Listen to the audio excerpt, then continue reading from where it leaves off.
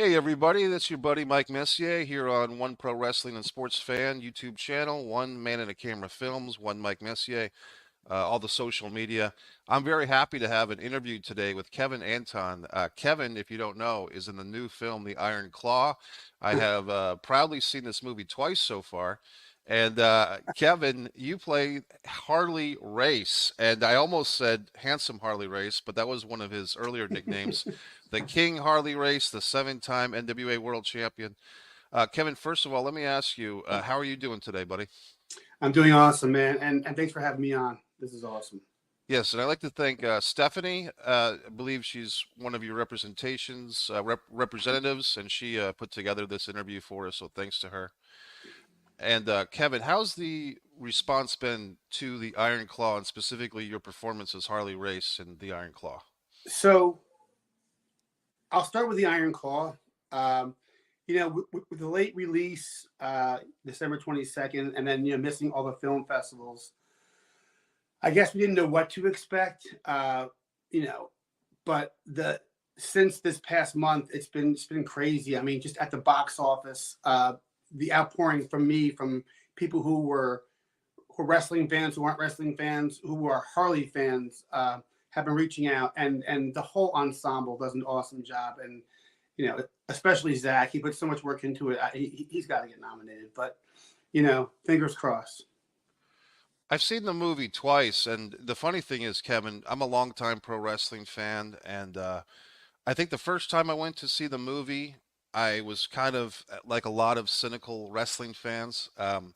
What's missing? What's not in this movie? And then Hmm. once I saw it the first time, and as a filmmaker myself, there's always that like second guessing. Well, I would have done this and I would have done that. But Sure. once I kind of digested the film and came back about a week later and saw it the second time, I think I was more geared up and more ready because now I can appreciate the film for what it is and what the story is without looking at the glass half full, like what would I have done or where is this person or you know what I mean?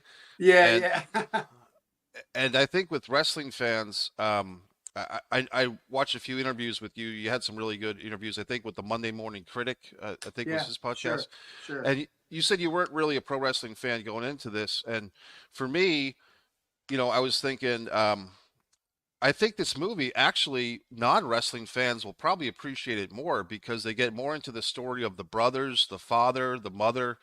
I think the Pam character is kind of being overlooked a bit. I thought Oh, the she's wife, great. Yeah, yeah. yeah, I who mean, yeah, I mean, totally. So, I, I didn't see the full movie. I didn't see the movie until the world premiere in Dallas, which was, I think, the 8th or the 14th of November. So after the movie, we go to the after party, and I give Sean a hug, the director, and I'm like, this is not a wrestling movie.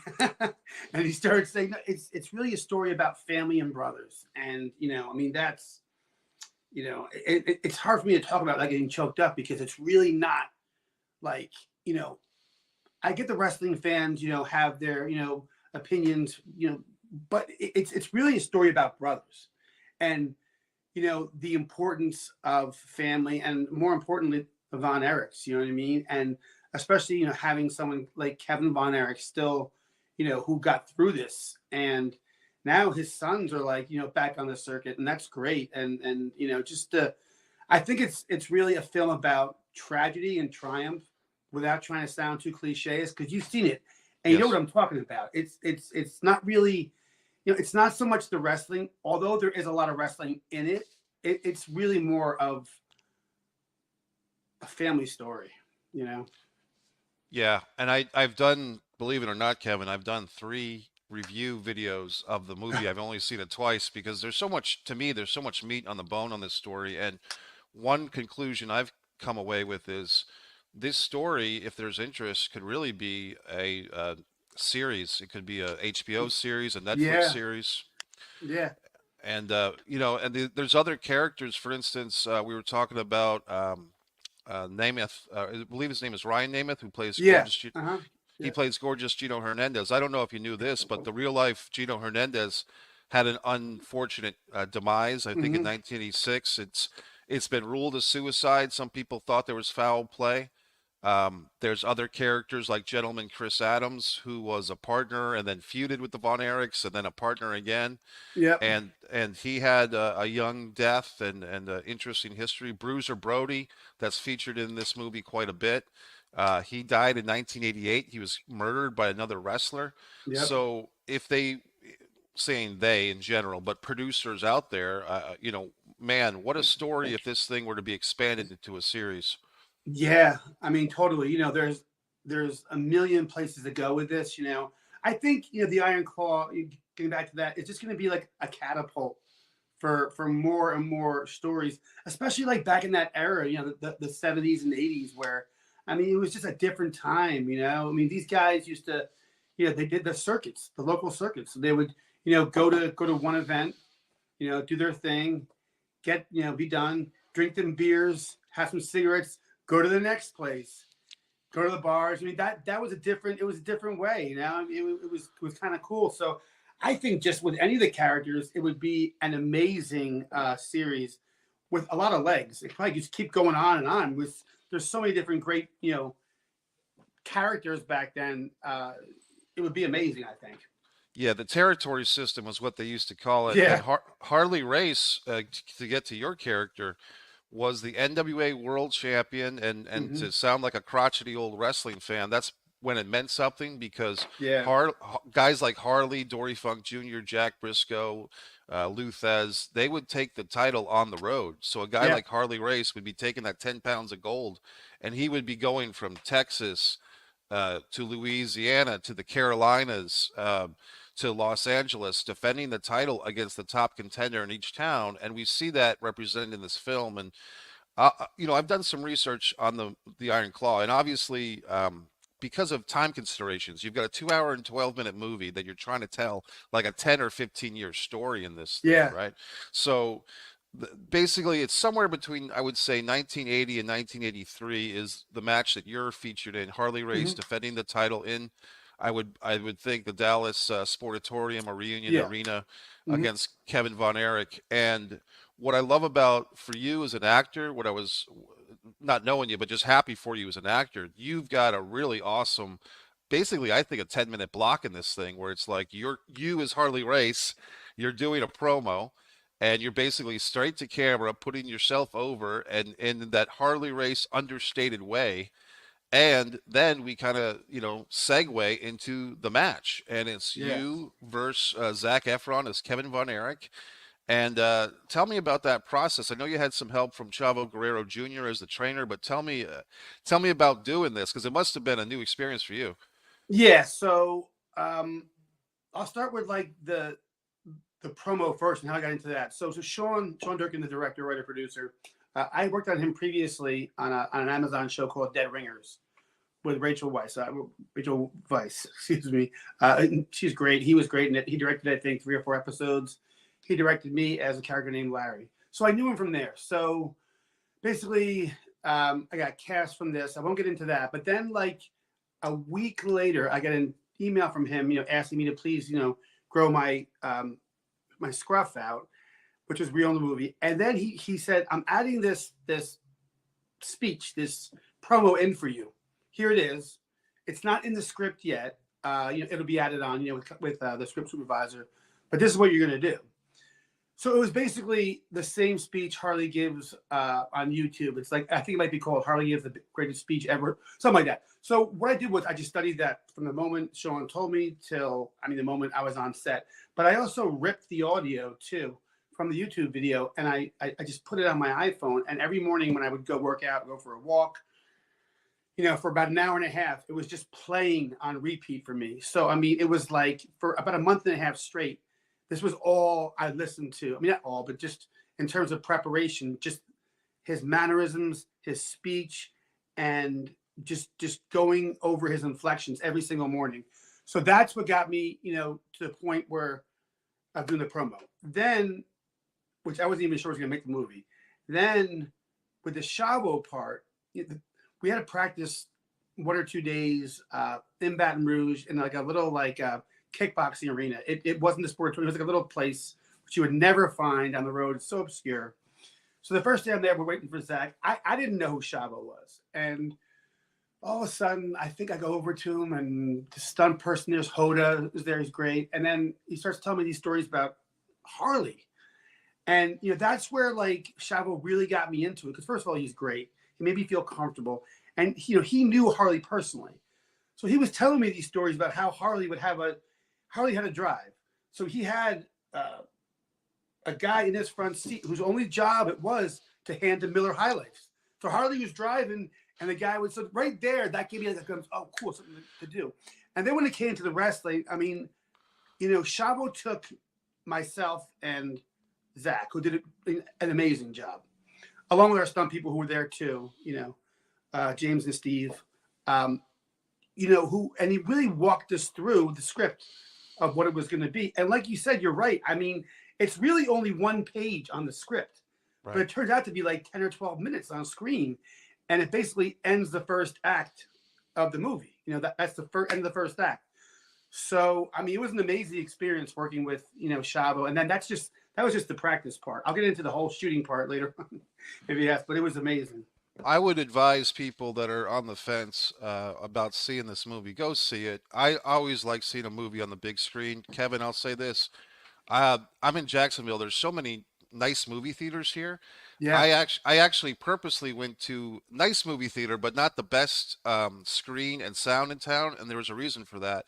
I wanted to feel like I was kind of like back in the 80s, so I Oh, went to wow. an auditorium that didn't have the best sound or the biggest picture because I wanted to kind of retroactively put myself in that That's mindset. cool. Yeah, and but I love the movie, man, and for me, um, one thing I would say is some people. Let's get back to your scene for a second. David Von Erich, and I thought the guy that played David looked a lot like David in real life. The Harris, actor, Harris, Harris Dickinson, yeah. yeah. So he kind of takes the shine off of Kevin as Zac Efron because at the end of the Harley race match, Kevin's kind of stumbling through this promo and looking for a rematch, and David kind of just swipes the microphone from his brother, trying to save the day Yeah. because David was the best talker of the bunch, and that's why a lot of people thought David was being positioned to be an NWA World Heavyweight Champion, to beat Ric Flair at the Parade of Champions, and then of course when David passed away, that's really when the tragedies began. There was foreshadowing Yeah. with young Jack, Mhm. but David's death is such a pivotal moment in their family's history. Yeah. I mean, that was absolutely, and that was actually, there was a lot that we did that didn't make the final cut. For example, like the fight was on a little bit longer, like so where I actually get on top of Zach, Kevin Von Erich, and I'm choking him, and that's when David comes in. Like I'm literally just like crushing him. Like Harley's just taking care of this little boy, and that's when David comes in, and he just starts, pushing me, and he basically punches me out, catches me off guard, and gets me off the ring. There's actually another small scene, which probably wouldn't have made sense to viewers, where I had a little interaction with Holt, who plays Fritz, because we actually had a history back in the day too, a little bit. So I'm walking out with the belt because I'm taking this belt, and Fritz says something to me, and I just kind of say "f off." You know what I mean? It was a cool scene, but I don't know if it would have made sense or time wise. But that's just a little bit more like sprinkles that could have been added, but probably didn't make sense in terms of the time constraints. Yeah, I think, like, for instance, Kevin, there was a whole big thing in real life of the Von Erichs versus the Freebirds, and in the movie, those matches are represented quite well. One Mm-hmm. of the wrestlers who played Terry Bam Bam Gordy, I've seen him wrestle for the NWA, for the Billy Corgan's NWA recently. But the thing is, with the family story, with the brothers, with wife Pam, with the father dynamic, there's only so much you can do in one movie. And for me, the writer director made a good choice with the wrestling that he basically put all the eggs in that pursuit of the NWA World Heavyweight title, which Yeah, basically involves you as Harley Race, the gentleman playing Ric Flair, and you guys are kind of the standard bearers, and the Von Erich brothers are chasing you guys and trying to win one for dad or win one for themselves. exactly. So, once again, if there's ever interest in this thing becoming a series, I would watch it. I'd love to take part in it in any way, and I would love for you to come back as Harley Race because I think Thanks. for my money, Kevin, once again, online with other wrestling fans, you see the critiques and the criticisms. I thought you did a great job as Harley Race because, as you said in other interviews, Harley Race, in a way, is kind of understated, yet he's gloating about how tough he is the whole time. Yeah, yeah, no, I appreciate that. That's one of the things that I took from watching, and I think I even bought like his DVDs on his site. The one thing I got from Harley was that he wasn't like Ric Flair. He was much more like, he said very little, but and he was very still when he said it. So I knew like that was like, as an actor, you always try and pick one thing, one truth, because you can't do everything. I mean, you can't get every every single nuance and everything, perfect. So I think it's important to pick one truth, one thing. And for mine, it was, Harley's, the way he spoke, and just his power and staying still. And I knew that I had to get that to capture that, or else it wouldn't work. Yeah, I think you did a great job, and I really enjoyed the movie. Like I said, I've seen it twice so far. I'll probably see it a third time in the theater, and Yeah, and go and see it again before it leaves theaters. I just saw it yeah, Friday again. nice. And then you know what? I gotta say this. I'll give you guys credit, the distributors, because they had a lot of confidence in this movie because coming out December 22nd of 2023, you're going right in the lion's den. This is when the big boy movies are coming out. The Aquaman 2, all the Wish from Disney, all the movies that are looking for Academy Awards or Golden Globe nominations or anything like that. This is when those movies get released. So I mean, Yep, the studio and the distributor had a lot of confidence in this film to go into Christmas week battling these other gigantic film releases. absolutely. I mean, you know, not only just being part of it, but and the process, but being a fan and seeing it. I mean, it's to me, it's one of the best movies of the year. I mean, just in terms of every single facet of it, the story, the way it's shot by Mateus, and I mean, it's just the editing, the mixing, the fight scenes, and keep in mind too, this was shot on film. This wasn't shot on digital. So that's another whole new nuance, which it gives you that gritty feel. And just not to get off topic, but how about the beginning when the Yeah. lights just go up? And not to be a spoiler, but anyone watching this, go see it. The lights go up on the sportatorium, and then you're just thrust into that opening scene. I mean, it was great. The introduction of the song Tom Sawyer, which was Yeah, by Rush, which was Kerry Von Erichs, and how they intertwined. Mike was the musician, and yeah, I do know that there's a big controversy among some wrestling fans that the Chris Von Erich character basically sure, was kind of merged into Mike Von Erich. I made a suggestion, not knowing what the writer director did. I thought maybe they could have called the character Michael Chris and then just yeah, called him Mike. But the reality is, I mean, as a writer myself, you have to respect the creative choices of Scott, the writer director, because I think he might be right. I don't know if the Main Street audience could handle one more suicide of a kid in this movie. I don't know if they could have handled that. yeah. So no, I think Sean made a great choice because I mean, how many more tragedies are you going to have? I mean, it's I think it's enough with what was shown, and even that was tough. I don't know how you can't not take that in and think that's tragedy. So yeah, I totally agree. I think it was a great choice by Sean. The other thing that and I'm just trying to address all the criticisms here because I'm trying to put this movie over. Some of the critiques have been, the gentleman, and I saw him talking, I think, with Seth Meyers about it. The guy that plays Carrie, he admits it himself. Look, how is he gonna put on 5 inches of height and 100 pounds of muscle mass? I thought the guy he had the face of Kerry Von Erich, Yeah, but Kerry Von Erich was 260 pounds yeah, of rock hard muscle. I mean, and in his later years, he was missing a foot. There's not too many 260-pound guys of solid muscle who can act out there. You know what I mean? So yeah. at some point, the audience has to kind of buy into the magic what if of theater or film and say, okay, so these actors don't look exactly like the wrestlers did 30 years ago, but where are you going to find guys that look like this? Yeah, and to that point, it's just it's the Iron Claw is also based upon a true story. It's not saying it's a true. So, I'm not saying there's some liberties there, but you have to, use your imagination. And I think Jeremy did a great job, as Carrie, tremendous. So I agree with you. You have to, as an audience member, we just ask you to maybe suspend your belief for that 2 hours and 13 seconds and just go on that journey. The way that I've said it in some of my videos about this movie is, if it makes the hardcore wrestling fan who's looking for a dead-on documentary happier, just pretend that this is like a parallel universe of the Von Erichs or like, something like that, because the movie is so good, you got to see it. Yeah, it's I mean, look, everyone has their unique opinion and their the ways that they feel strongly about, and that's fine. Look, at least people are talking about it, right? I mean, that's the great thing about it. It's art. I mean, that's what art is.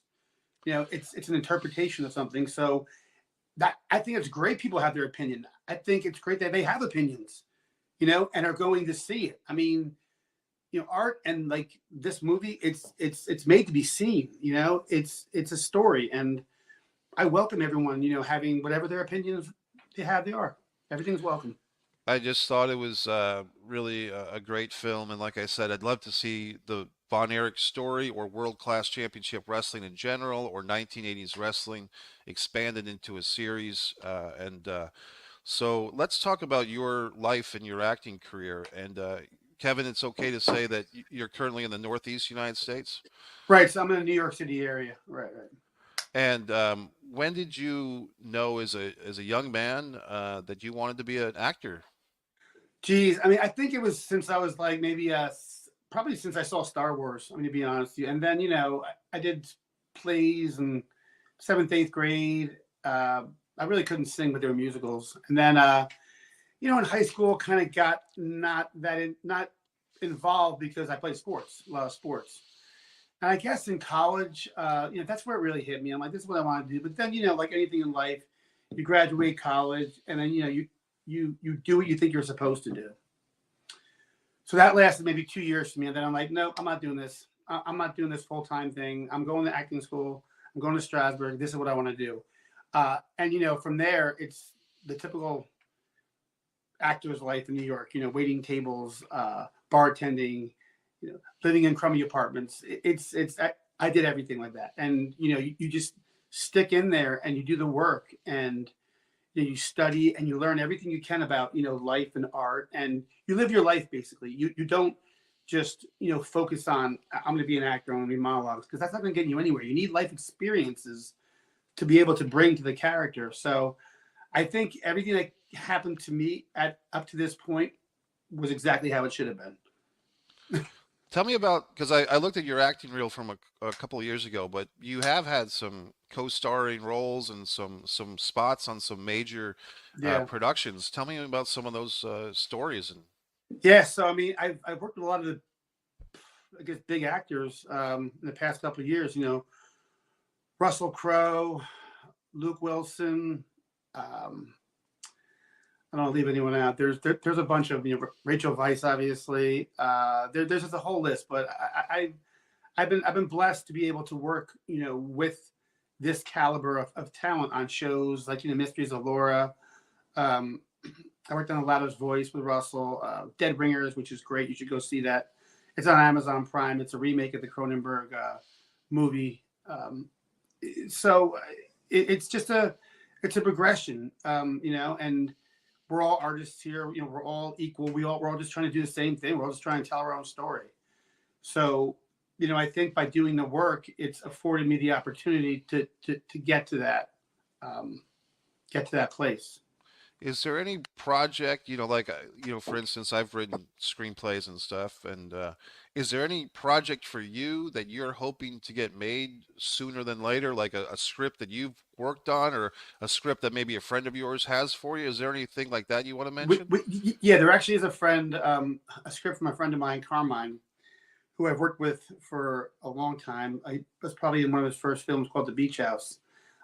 He has a script, which I play a pretty big role in, which is going to shoot probably either before Labor Day or after Labor Day, and it takes place in Fire Island. It's a really good script. I don't want to give away too much, but it's It's something I look really forward to doing because it's a really cool role and it's a great script. But yeah, so that's what I'm looking forward to right now. And other than that, with the strike, everything's just getting back into motion with casting and the shows. So I'm excited to see what 2024 brings. Yeah, we had a double strike in Mm-hmm. 2023, a writer's strike, and of Mm-hmm. course a Screen Actors Guild after strike. And maybe we just talk about that for just a minute or so. I go to I'm in SAG after myself, and I go to a lot of movies. Like I go to the movies 3 or 4 times a week in the Yep, theater, that's and great. yeah, and I can tell you, Kevin, when the pandemic started, Jacksonville, Florida was one of the first places where you could actually still go to a movie theater. Oh And wow. yeah, so we had maybe maybe 5 months away from the theaters, but I know that my friends in New England couldn't go to the movies for like 2 years, and I Yeah. was I was going to movies all the time. And for instance, Tom Hanks had a movie called News of the World that Oh I yeah. think was one of the first big movies to come back in the theater. And I saw it twice because there was not as many movies being coming out because everything was so screwed up with the distribution, right? Oh my gosh. And so what a lot of theaters started doing, AMC theaters, Regal, and Cinemark around here, they started re-releasing things like the Rocky movies, like Rocky 1 through 5, played 5 days in a row on the big Oh screen. wow. Back to the Future, Ferris Bueller's Day Off. I personally saw for the very first time on the big screen Close Encounters of the Dreyfus. Love Um, it. yeah, Jaws had a couple of re-releases. So what happened is, people adapt. Like they say that cats adapt, but so do people because now we're taking these 80s movies, 90s movies, 70s. The Godfather Part 3 had a redo, Yep.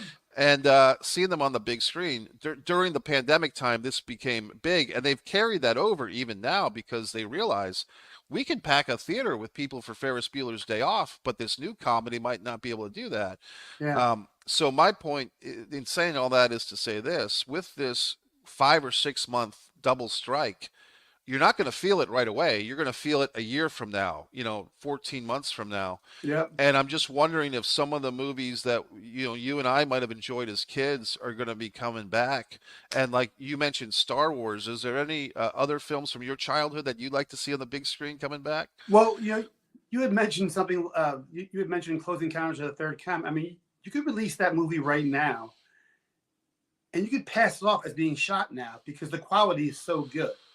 I mean, it's just. I mean, I'm pretty sure Stevens. Well, he always shoots anamorphic 235, but I mean, just the lenses he uses, the lighting. I mean, it's so crisp. You know what I'm saying too. Yes. That could be released right now, and if people didn't see it before, it would be a new release. It's that well done. So, I mean, Taxi Driver, I would love Yep. to see back in the theater. I mean, that's basically like the Joker is basically the modern day Taxi Driver. I mean, just really good movies. Some movies like that, The Deer Hunter. I mean, I'm a big fan of story driven movies, which is why I think the Iron Claw is so much different than any film released this year. There's not a lot of special effects. There's not a lot of you know bells and whistles. It's a story, character driven movie, and those are what I like. And it kind of reminds me of like a movie back in the 70s or 80s. Like a Rocky or something like that. Yeah. And the thing that you've said about Zac Efron, I agree with you because like I said, going into the movie the first time, it's almost like, okay, what am I going Yep. to be missing? Where's Iceman King Parsons and the Yeah. haircut match? And, where's Gino Hernandez and Chris Adams? And where's this? But the second time is when I really appreciated it. And to your point, Zach really does go bell to bell, so to speak, with this movie. There's the fact that he's kind of shy, he's kind of in the shadows of his, in this case, younger brothers, because he was older than both David and Carrie. And a lot of people forget that. They think because David was the tallest and that he passed away of that group first, that they think that David was the oldest, but Kevin was the oldest once Jack passed away. But it's interesting because Kevin Von Erich in real life and in this movie is kind of like the George Harrison of the Beatles. Like he's got all these big personalities and he's excellent, Kevin, in his own right. But when you've got your brother, your younger brother, is going for track and field in the Olympics, meaning Carrie, and David has this natural promo talent for wrestling, and Fritz is this kind of overwhelming father figure. Kevin is the one that was the glue and kind of stuck through all this stuff and survived. And really, in two words, the movie can be summarized as Kevin survives. Yeah, I mean, and you know, one of the reasons why Zach, I think, did such an amazing job, not just the physicality and learning the wrestling, was really capturing the essence of Kevin Von Erich. I mean, if you know Kevin Von Erich and you know any of Von Erich, so you watch Dark Side of the Ring or any promos or back things on Kevin. Kevin was very shy. And that came across from Zach's performance. It was brilliant. He wasn't the best speaker out there. And stuff like that. He was unsure at points. Even the part where Fritz comes in after our fight, and he's like, why didn't you get up faster? And Zach's just like because Harley really beat the crap out of him, and so you really saw Kevin's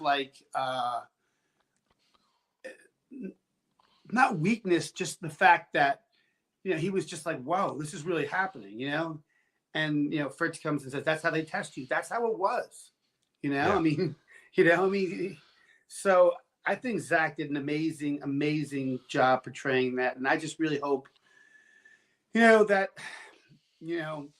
he gets through to the academies or something, because I mean that's a performance that just to me just can't go overlooked. I mean, there was just too much. It's just too good.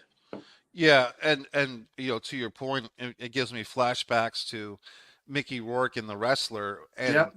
no offense to a great wrestler, I'm sorry, a great actor, Sean Penn and Milk, but when people talk about the great performance of that year, it's always Mickey Rourke in The Wrestler. And like Yeah. I said, no offense to Milk or Mm-hmm. Harvey Milk or Sean Penn, but I think even Sean, when he accepted the award, gave a shout out to Mickey Rourke, because it's like, how can you guys not give Mickey the Academy Award for this? And to me, Kevin, The Wrestler and The Iron Claw are basically 1 and 1A of the pro wrestling movies. And going back to you and where you're at, would you consider yourself a method actor, Kevin? Yeah, I would because that's what I studied. I mean, when I got into Strasbourg, I studied with a lot of great teachers. Irma Sandry, she recently passed a couple years ago. Lola Cohen, and of course, I studied with Anna Strasbourg for years. She had me over for her birthday one year at her penthouse in the upper, right by the park, and Al Pacino was there. She recently just passed, I think last week. So, yeah, I am, but I would also uh, qualify it by saying, you know, method acting is not what I don't think people think. It's not necessary. It's definitely not. It's people. I don't think categorize it correctly. Like they say, if somebody's in character all the time doing this, character A or B, and they're not breaking it, that's method acting. Well, that's not method acting. Okay, method acting is using. It's based on the Stanislavski method of, evoking sense memory. You bring your senses, something from your past or future, whatever. That's what you invoke in a scene to give you the reality of the scene. So I'll give you a quick example. Like I have a water right here, right? I could be doing a scene talking about death or making money, but you rather than saying the words, you have to make that real somehow. So I could just be thinking about having a glass of water, but that's real. As long as you're having real thoughts rather than just saying the words and listening, real thoughts. You can be in a scene on stage and be thinking about, man, I can't wait to have a burger later on. It doesn't matter because you're thinking about something real. And that's what comes across in performances. Because a lot of times I think actors might get pigeonholed where they're just saying the words and there's nothing behind that. So that's more method acting. Method acting is enveloping the character, bringing your truths to it, because nobody in the world is Kevin Anton. I'm Kevin Anton. Nobody in the world is Sean Penn or Zac Efron. You have to bring your truths and your reality, and intertwine that within the character. So that's how I'm a method actor. And plus, I studied method acting with Anna. But just on a broader note, that's really what it is. It's not necessarily staying in character the entire shoot, because that could be weird too, you know. But my thing is, if that's what gets you through from point A to point B, do it. But method acting is, I have to clarify that it does get some, descriptions where they're not accurate. I mean, method acting, it's, you got to look at, it's a complete process, Right. and those are the differences. What I'm curious about now that you went through that explanation is applying that to Harley Race, because if you think about it, Kevin is playing Harley, and Harley is kind of playing Harley, because Harley Race, in 1981 or 1982, going into Dallas, yes, he is Harley Race, but he's also kind of playing the role of the world champion coming to town to defend against the local hero. And so basically, as a pro wrestler, you're kind of playing a magnified version of yourself. And there's characters like Dustin Rhodes plays Gold Dust, who's kind of this, David Bowie, Ziggy Stardust thing. But with Harley's case, he was kind of playing it true to himself. But still, if you're going to put on a robe and a belt and go out into a ring and have this match, there's a bit of, I don't want to say acting, but presentation in that. So in a sense, Kevin playing Harley, playing the magnified world champion Harley, how did you approach that situation?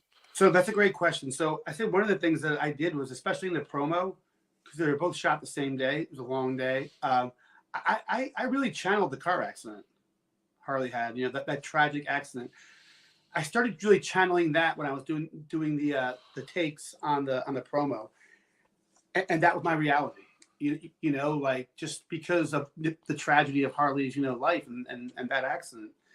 I kind of channeled that while saying the words about the snot nose Von Erichs and the other my competitors and how that's what got me through, and that's kind of what got like that kind of helped with my stillness too, just having that in the back of your mind, and I'm trying to refresh my own memory. Harley had a car accident that they didn't think he'd walk again, right? And if I'm not mistaken, did a wife or did a child pass away in the car accident, Kevin? I believe both.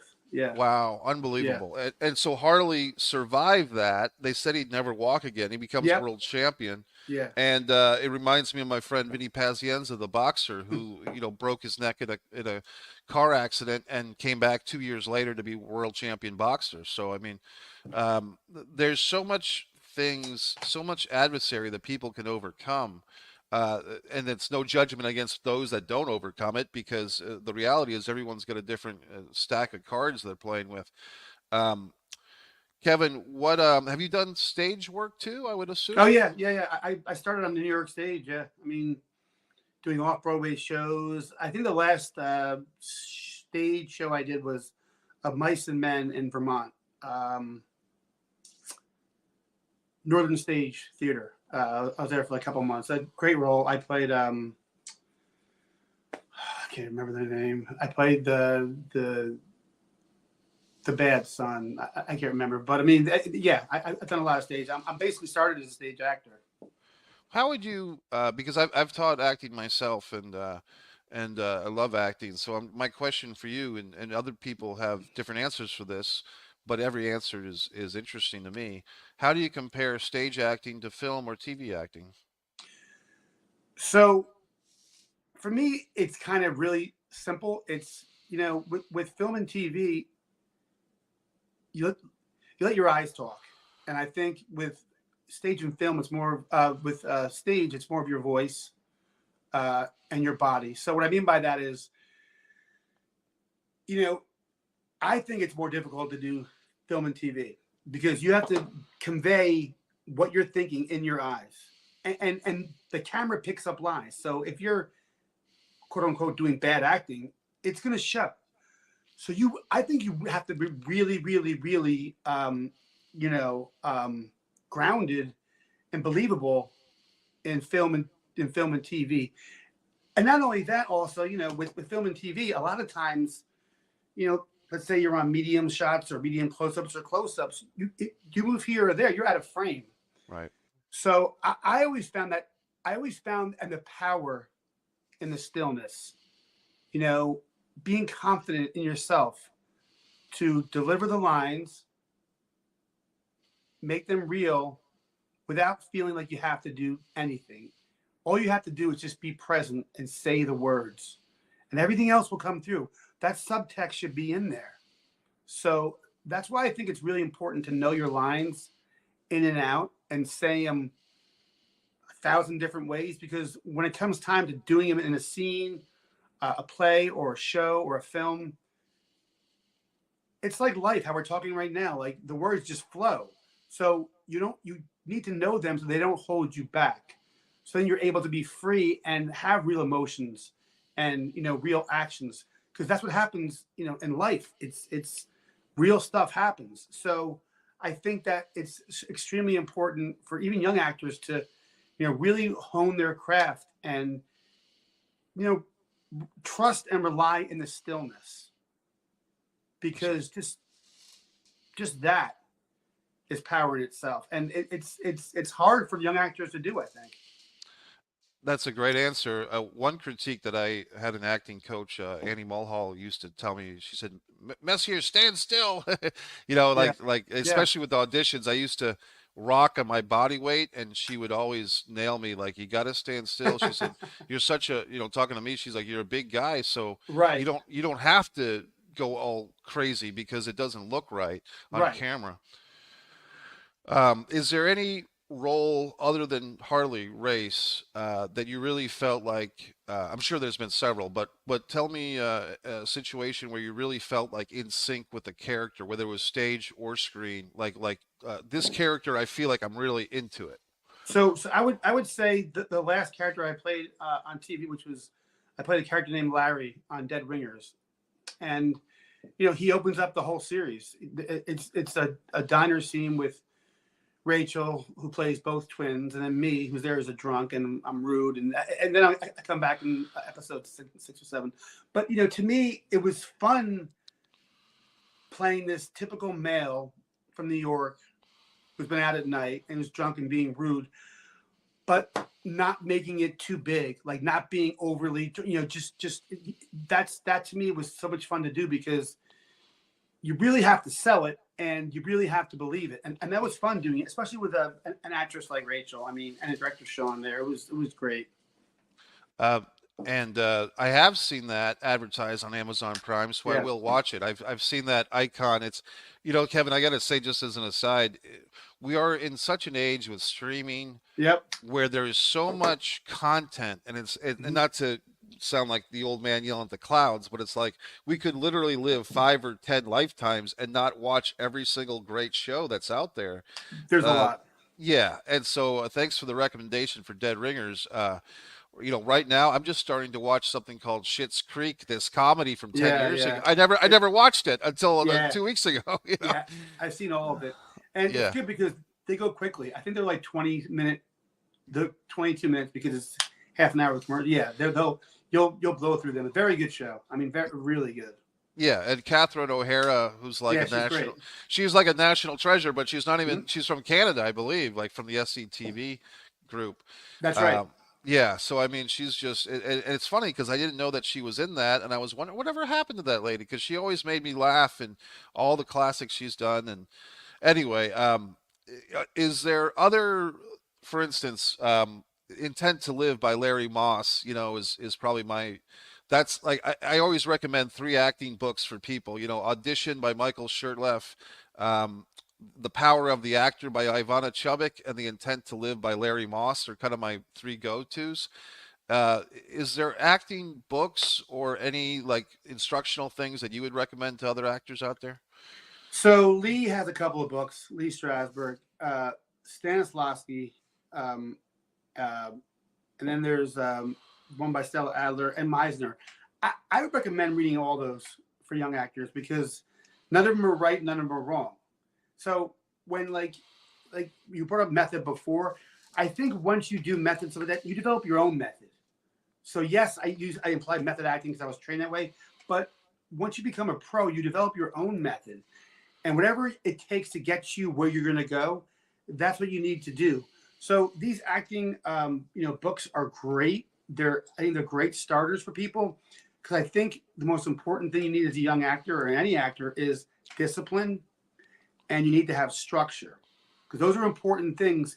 Because you're going to be in a very what seems like a very unstructured world. It's make believe. So you have to be grounded and have that ability to replicate what you did on stage or on screen every single time, every take. So I think that's where actors need training and to read books like that and then put that away. Have that in the back of your head. You have read them, then do the work. And Right. when I did say the work, I mean do plays, do student films, get into films, because that's where you get all your experience, your knowledge.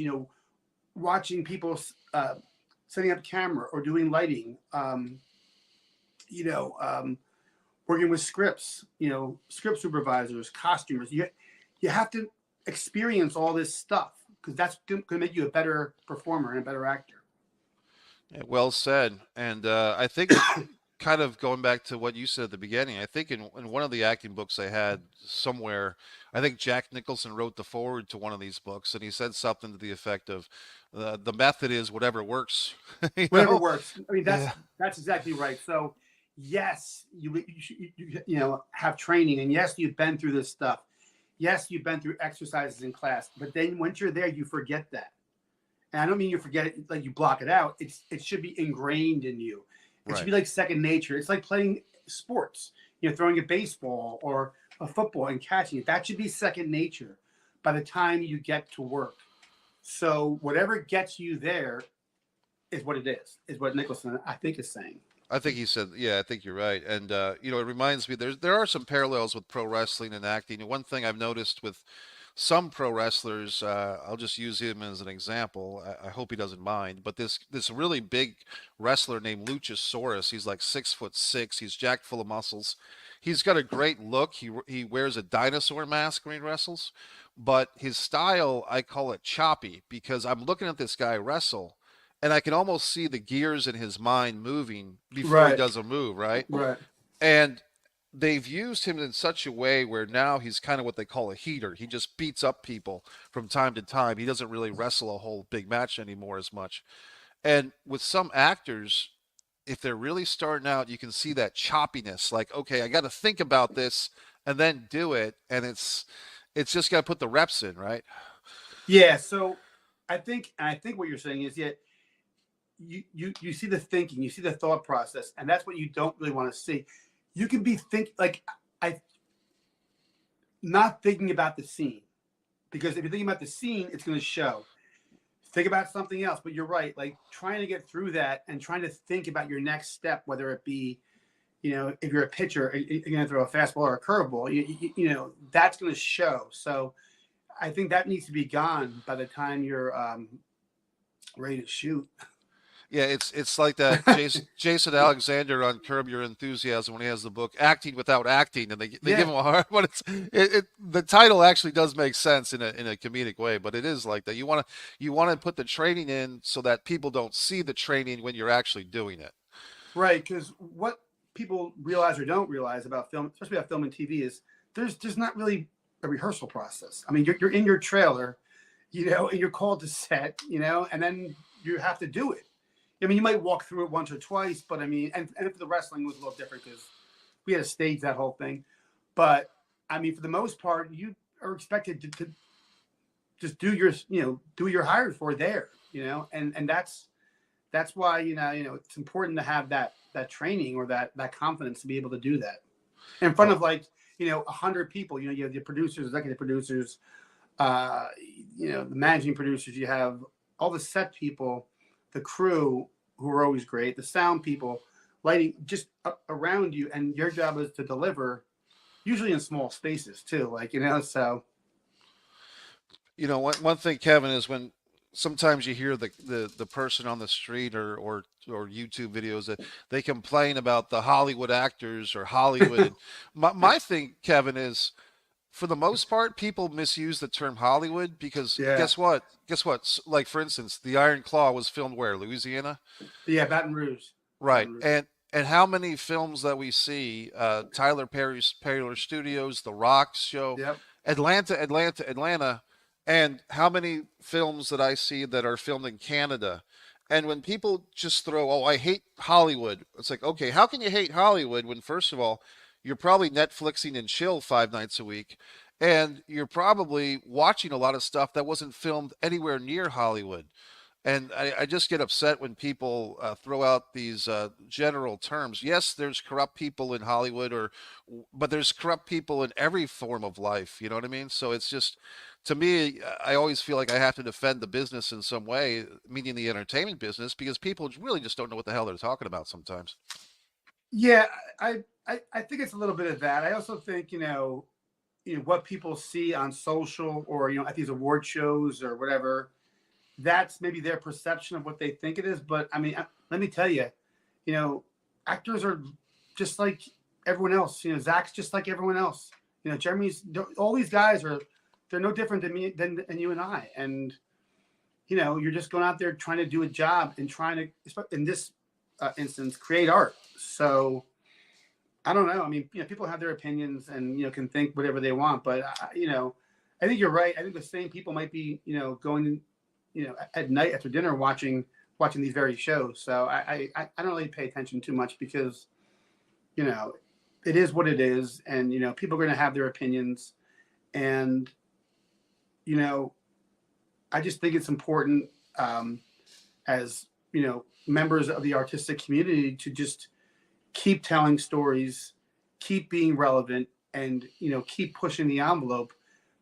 And that's all you can do, because if you lived your life trying to please people or listen to what people said, I know me personally, I wouldn't have gotten anywhere. So, I mean, my friends laughed at me out of high school, but that's fine because I knew what I wanted to do. I knew what my truth was. So I think people would be better off just, doing their own thing. And I don't want to say ignoring the haters, but just, you know, just keep your head down. And, as long as you're constantly moving forward each and every day in a positive way and changing and evolving, that's all you really need to do.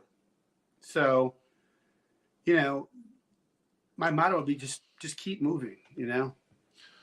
That's great, Kevin. We've got about 6 minutes left. I want to ask you just one or two more questions, but Yeah. I got to tell you this quick Harley race story, and people will see this in the thumbnail on this video that I actually got to. If they go over to YouTube to see the original video here, they'll see the picture of me and Harley race from about 2012. My friend Sheldon Goldberg is a wrestling promoter out of New England, and he brought Harley race in. And Harley must have been 65 years old at the time, basically just to sign autographs, right? So the very educated fan base in New England, I go up to Harley Race for an autograph to get a picture taken with him, and I'm not sure what I was thinking, but for some reason I kind of wanted to see if like I connect with Harley Race on the internet. Like, does he have a website? Because I knew he was running a wrestling school at the time. So I said innocently enough, I said, Mr. Race, are you on the internet? And Kevin, he looked up at me, and this was his response: "My wife is." Yeah, I mean that you sound like him. That's basically how everyone who when they talk like him, like when Ric Flair talks about Harley Race, that's kind of how he was. He was a tough ass. Yeah. I mean that's just the way it is. But I, I'm super glad that Sean included a character like that in the Iron Claw though. yeah. But. I think like you were saying that I'd love to see if they ever do a Criterion release of the Iron Claw or DVD bonus, Blu-ray bonus, something, because these scenes that you're talking about, Fritz and Harley passing through the hallway, Yeah. knowing the backstory that Fritz always wanted that NWA World Title, and he never got it. He did get something, the AWA World Title. Fritz had that for a couple of months, but he never got the NWA World Title. And I think Harley was kind of the carryover from Fritz's generation Yep.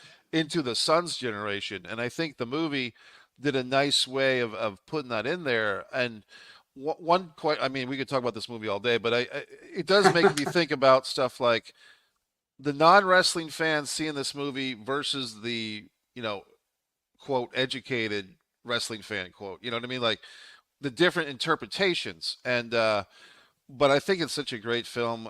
And Dead Ringers, I'm going to have to watch that to see you on that with Rachel Weisz. And it sounds like you got a lot of good things going for you, Kevin. And in the last couple of minutes, maybe I should have asked this earlier, but do you have any advice for the young actors out there, the aspiring actors, people that are grinding away, trying to get somewhere?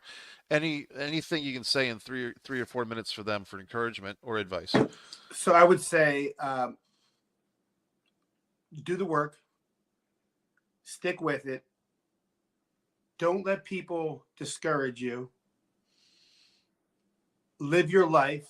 And when I say that, I mean experience different things. Experience sport, experience art, experience food, because that's what's really going to give you character when it comes time to doing characters. You have to pull from these life experiences. So I think, other than focusing on just the acting, I think it's important to really, focus on the work. Just do the work, and trust that you're doing good work, and be confident, and don't doubt yourself, because I think that as long as you keep at it, something good will happen. I mean, I'm it, I've stuck with it. So I think that, and just be a good person. I mean, just be a good person. Be nice to people. And I think you'll do well. But I think it's important, and watch your favorite actors. Watch your favorite actors, and study what they do, and just watch how calm they are and how believable they are, because that's really hard to do. So learn from that and learn from everything. That's what I would suggest. That's great advice. And I wonder if you had ever run across a gentleman named Barry Primus. He was my acting coach in Maine. He worked with Robert De Niro quite a bit. I think Barry directed the first Tribeca film called Mistress back in 1992, and he was up there in New York for many years. I wonder if you ever ran across Barry at any point. No. He's a good guy. I've got an interview with him on this channel as well. So, but Kevin, this has been a pleasure. If there's any website or social media points of interest that you'd like to shout out, please do go right ahead. Yeah, no. So my handles are all Kevin Anton, all at Kevin Anton. Website's just Kevin Anton. Yeah, I mean, I would just encourage people to really check out the Iron Claw, because it's such a great story of brothers and a family, and of tragedy and triumph, and it's just so well done. I mean, that. Just so I encourage people to see it before it leaves theaters. I mean, it'll be on streaming eventually, but it's a film that should be experienced in the theater. I think so too. And when people hear that opening riff of Tom Sawyer, they can think of this conversation. I'm trying to think if the song, because Kevin had a theme song too, Yeah.